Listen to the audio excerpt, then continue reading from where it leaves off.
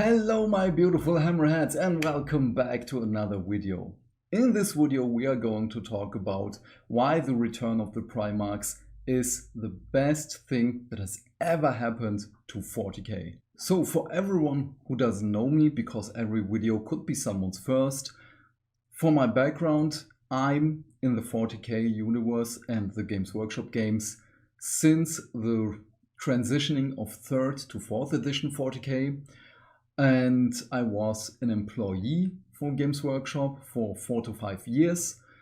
And I was one of the 2 lore guys in Mannheim.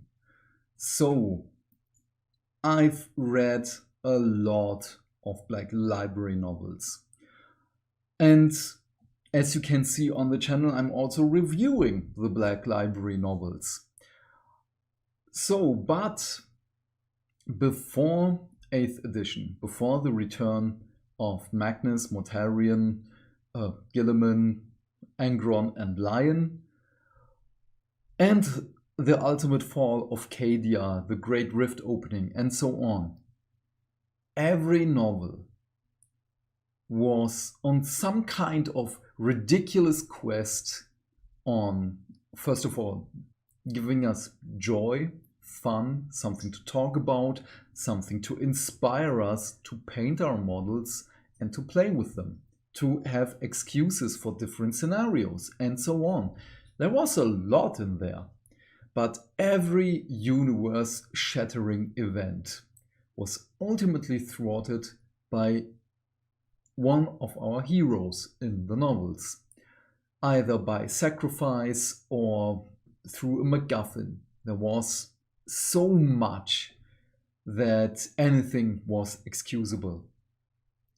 But it was a stale thing. Nothing really happened, nothing really mattered. And yes, some of those things are canon now. And this is one of the reasons we now have the Ordo Chronos, or whatever it's called, that no one knows what year it really is, because with every edition it was, oh yes, it's the 41st millennium 9999.99999. We never went further. The number after the comma was just getting longer, which was ridiculous. We were on the point of breaking. So something had to be done. For this, the Primarchs were brought back, which is fantastic. You could argue that the Primarchs are demigods, they have plot armor, they are too powerful, and they should not have come back. I get those things, and I will tell you why I think that the Primarchs are still the best idea the Black Library had for Warhammer 40k. Let's just start with the point of, were the Primarchs really necessary? Because we have such great heroes like Khalga, we have Dante, we have Azrael, we have Logan Grimnar, and so on. We have all those Grand Chapter Masters. On the other side, we have Abaddon, we have Ahriman, we have Typhus, Khan, and yeah, all those could have filled the role of a Primarch. Now that is the point where the cookie begins to crumble. There is no substance there. You can do this for a short amount of time. Let's just take Guilliman as an example. He is the administrator, he is the empire builder.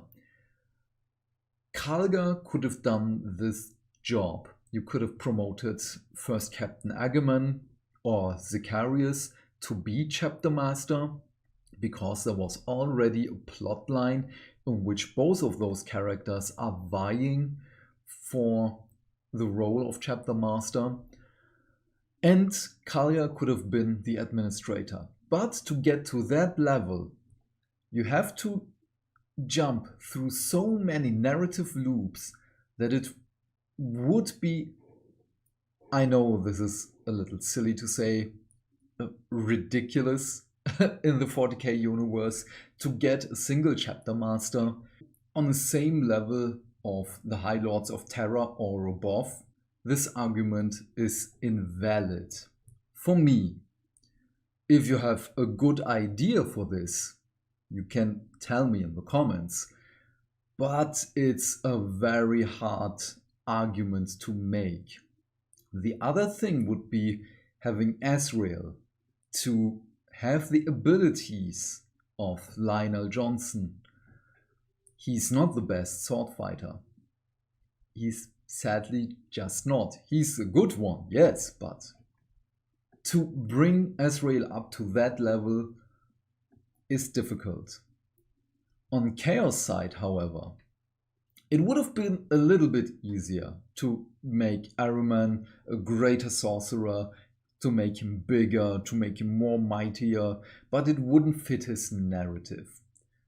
And then again, there is an argument to make that you can break the narrative. It wouldn't have been the first time, but to make every bigger character of the 4 Chaos Legions on a Primarch level, or rather on the level of they will change on how everything on their side will work, you would have need another substitute for them, because there again is the argument when you have, as an example, Ahriman and Khan on the Demon Prince level or on the Demon Primarch level, they must do something, again, ridiculous.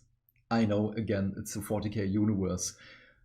But then you would have needed, for the game itself, someone else to take their place. Because then you have, again, the big model, you need a small model. There is this argument again. So then we have plot armor. Plot armor can be something hilarious. Plot armor can be something really annoying. This is a really personal thing, but plot armor is everywhere. And I don't mean just the Black Library and Games Workshop. Just look at Lord of the Rings, the 3 hunters, Aragorn, Legolas, Gimli. Look at Game of Thrones, Grey Worm, Jon Snow. These are just examples, but plot armor is everywhere. How you are seeing those things is, as I've said, personal. You might like the methods the author uses to hide plot armor. You might not like the methods. But again, every character has some point of plot armor. Let's just take Caiaphas Cain.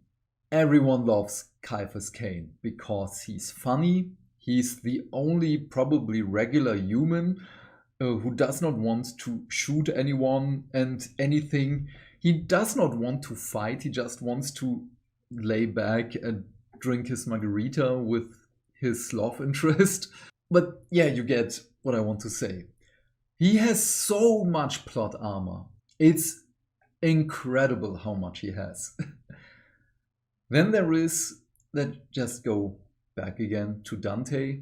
Also amazing plot armor on, spoilers, on the verge of dying. He saw Sanguinius and Sanguinius said, no, you're not dying. And then he was not dying. The short version of that. Plot armor. Amazing plot armor. There again, all Primarchs have plot armor. You can use this to a specific point, but every character has plot armor. So again, an invalid argument, because we need these characters to develop the narrative. Then the last point I want to talk about, should those characters be left as a myth, as a thing in the Horus Heresy? I say no, because these are such fabled characters Don't bring them all back. Let the dead one rest. Give them substitutes, like the sanguinior for sanguinius as an example. But to have those mythical beings brings so much narrative into a stale universe. You can change so much. First of all, the meetings with the Emperor, the custodies are coming back. Terra was besieged, and so on, and so on. So much stuff happened. Again, these things could also have happened without the Primarchs, but no one would have believed those stories.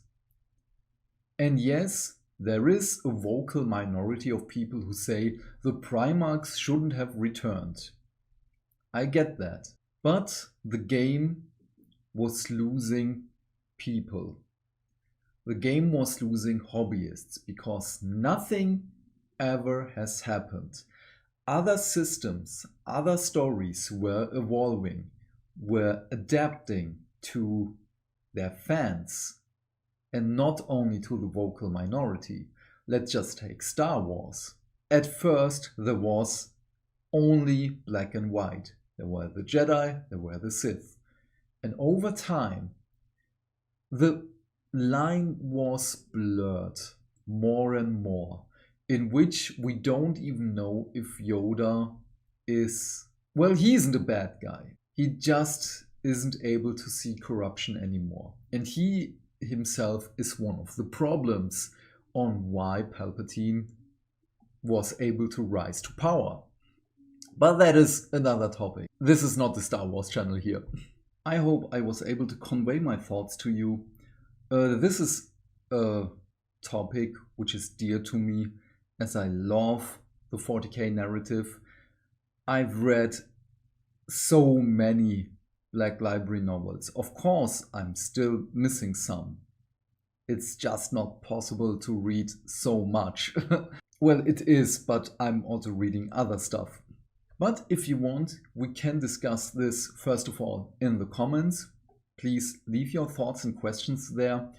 And every Sunday, about an hour before the This Week in Warhammer article is being published, I will start live streaming from now on. Please come and join me so we can talk everything Games Workshop and Black Library and the narrative.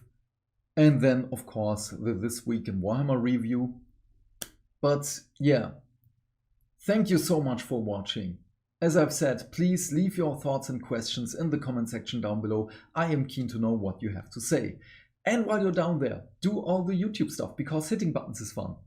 If you want to support the channel and you don't know what to say, just tell me who's your favorite Primarch and why. Have a great day, my friend. Stay fantastic. Stay hydrated. And I will see you in the next video. Bye!